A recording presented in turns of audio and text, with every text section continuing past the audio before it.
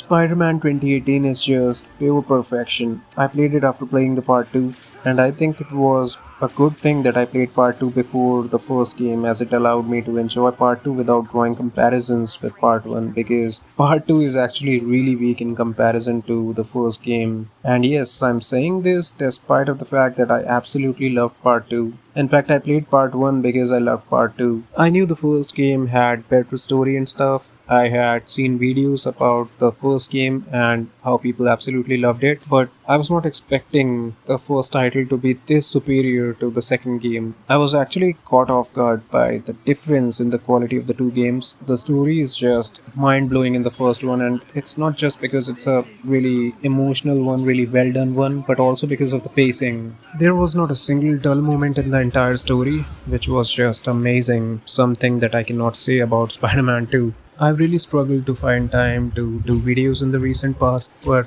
after playing this one, I had to talk about it, especially as someone who played the second game before the first one.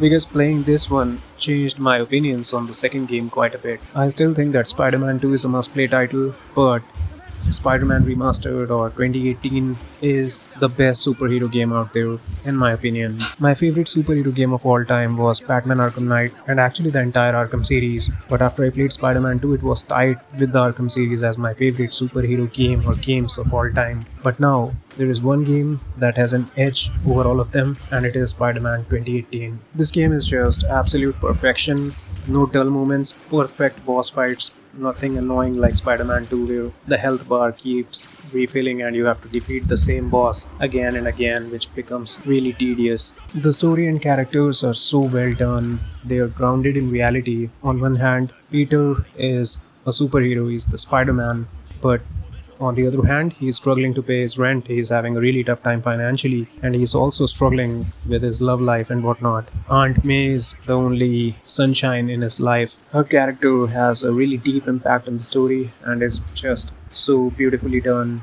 Then the interactions between Peter and MJ feel really natural, and you get to see the care they have for each other and also the issues that they're going through as a couple. And also, MJ looks way better in the first game when compared to the second one. The origin story for Miles is also really well done. It's nicely integrated into the plot and nothing feels forced at all. Then the best thing about this game are the villains and the boss fights, the Sinister Six, and I love the fact that their characters are also struggling in their lives just like Peter. Rhino hates being Rhino and wants to get rid of the suit. Scorpion is under heavy debts because of his gambling habit. Vulture doesn't want to die because of spine cancer. Shocker is being blackmailed into doing stuff. Martin Lee is suffering from severe trauma and wants revenge. Then Dr. Otto snaps because of frustration and depression, and the way his character is portrayed is just fantastic. His relationship with Peter and the way Peter admires him makes his transformation into the monster Dr. Octopus so impactful. The attention given to the relationship between Peter and Otto was just amazing. And initially, it was hard to believe that Otto is going to turn into the main villain of the story. And the boss fights against all of these baddies were just fantastic. So well done, nothing frustrating about them like part 2. They are a pure joy to play through and offer decent challenge as well without being annoying. Part 2 doesn't even come close to the villains and the boss fights of the first game. I mean, they missed a huge opportunity with Scream. She basically came and went. And Venom also in his true form was not given enough time to shine. So the story, the characters, the boss fights, the pacing, everything is better when compared to Spider-Man 2. And also the enemy variety. It just feels superior to part 2. You've got the Sable guys, especially the flying dudes. They're super cool, particularly when compared to the robots in part 2. The hunters in part 2 are not as good as the Sable militia from the first game. And then the symbiote horde is just not fun. Especially when pre-roaming, you fight them so often that it becomes boring really quickly. Simply put, free roaming is more fun in Spider-Man 2 thanks to the gliding mechanics and the overall speedy movement, but the enemies that you encounter while free roaming, they are just way better in part 1. And despite really enjoying the traversal in part 2, I didn't really miss the gliding mechanics while playing the first game. because I think the movement is still fast enough and the swinging mechanics are just fantastic. The only mechanics or things that I missed while playing the first game coming from the second one were, first of all, the parry mechanic. It was something that I really missed while in combat, and then the ability to fire web lines, because I used that a lot to, take out enemies stealthily in part 2. And after that, the only other thing are some of my favorite costumes from Spider-Man 2 for both the characters. I didn't really miss playing as Miles while playing part 1, which was kind of surprising since I really enjoy his abilities in combat in part 2. So it's actually not a whole lot that I ended up missing while playing part 1. Coming into part 1, I was expecting the traversal to feel really slow, but surprisingly it was not the case. I was able to move around pretty quickly, staying close to the ground while swinging, and it was super fun. I mean, the gliding mechanics and stuff are really cool in part 2, but they are not essentials when it comes to a Spider Man game, and yeah, one feels perfect. Combat is also just perfection, and the only thing that I missed while in combat was the parry mechanic, because I think it's a really cool addition in part 2. I also really liked that after completing the story, just like part 2, you can choose the in game time, and also the fact that you can skip the puzzles, though I didn't really realize before completing the game, so I actually did all the puzzles. I do struggle with puzzles. I have very limited time to play, so when I'm like investing time in solving puzzles, it feels like I'm losing on my actual play time. So I skipped all the puzzles in part 2, but in this one, I actually completed all of them without realizing that there was an option to skip them. And it's a really good thing for me because it means the new game plus is going to be a really smooth ride. There are no dull moments in the story, which is just amazing, and then I can skip all the puzzles, and it means no hurdles at all. It's a highly replayable story for me, and that is the exact opposite of Spider Man 2, where I struggled to go beyond the cycling to the school part in the new game plus, because I knew that there was a very long and boring section ahead, and almost a month later, that is exactly where my new game plus is still sitting at. I free roamed quite a bit after completing the story in Spider Man 2, but going back and replaying the entire story from the beginning, I don't think I'll be able to do it.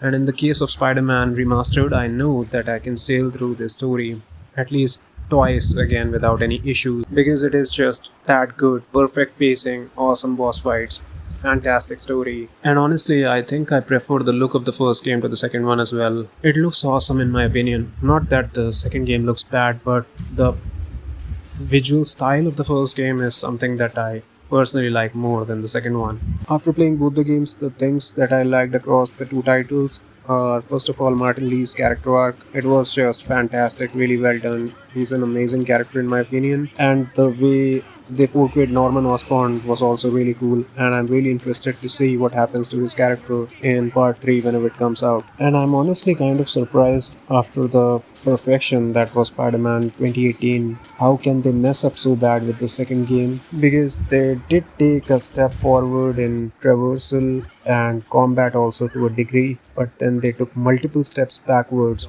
in storytelling, pacing, boss fights, and everything. I don't know how they ended up messing all these things up. And also, it might just be me, but I think that Miles had a bigger impact on the story in the first game when compared to the second one. I mean, his role in the second game feels much less significant. I mean, there are parts where he does some really important stuff, but overall, in the story, he has like a really minor role despite being a fully playable character pretty much throughout. I was also really surprised that the random chase events when free roaming were also way more fun in the first game when compared to the second one, because there are more inputs required from the player and it makes the whole experience more interactive. I mean, you got more stuff to do, and I think it was a downgrade in the second game that you just hit one button and it's all done. Dealing with baddies on a moving vehicle and stopping it takes a significant effort in the first game, which is just absent in the second one, and it is just weird. The second game is a fantastic title with some weaknesses until you've played the first one, when you start to compare the two, and that is when the second one starts to fall apart in ways you didn't really expect. Spider-Man 2018 is pretty much the undisputed king when it comes to superhero games, and the second game is also a must play one in my opinion still, but with a lot of weaknesses. I love the references to the OG Spider Man movies across the two games, and they are just fantastic. It's a mind blowing series overall, where the first game surprisingly is way better than the second one. These games have the heart that Spider Man games absolutely must have. The first game portrays the struggles of the man behind the mask really well, and also that he cannot save everyone, he cannot be there for everyone. It's just the right mix of emotions, gameplay, and graphics. Across both the games, the costumes are a major highlight for me. I absolutely love them. There are so many to unlock and choose from. The 2 goes completely nuts with the sheer amount and variations of costumes available for both the Spideys. But the first one offers a decent amount too. For free roaming and just fooling around the larger map and faster traversal of 2 is better, but for the true immersive Spider-Man experience, nothing comes close to the first game. Of course, the gameplay has evolved in the second one, but in the first one, it still is pretty much perfection, and with all the other aspects of the game being just so freaking perfectly polished, it's just the Spider Man game. One thing that I'd like to add before ending this video is that I was really anticipating a fight against Sable, which sadly didn't happen. I just really wanted to kick her butt as her attacks and cutscenes felt really personal to me. They really offended me. I just didn't like the ease with which she was able to overpower Spidey. So that is probably the only complaint I have with the game. Other than that, it's just pure perfection. And yeah, I had a wrong memory from this game from all the way back in 2018 when I just tried it for about an hour at a game parlor. That interaction with NPCs was not possible in the first game, and I was really surprised that I was wrong. Probably the prompt to interact with the NPC never came up in that limited about 1 hour gameplay, and I just assumed. And yeah, that was my only experience with this game, so I was definitely missing out. Anyways, it's really weird that despite having the perfect formula with Spider-Man 2018, they still ended up messing so much with Spider-Man 2, particularly the boss fights. I mean, you can forgive the story, the pacing and stuff, but how the hell they managed to mess up the boss fight so much? I mean, the health bar refilling again and again.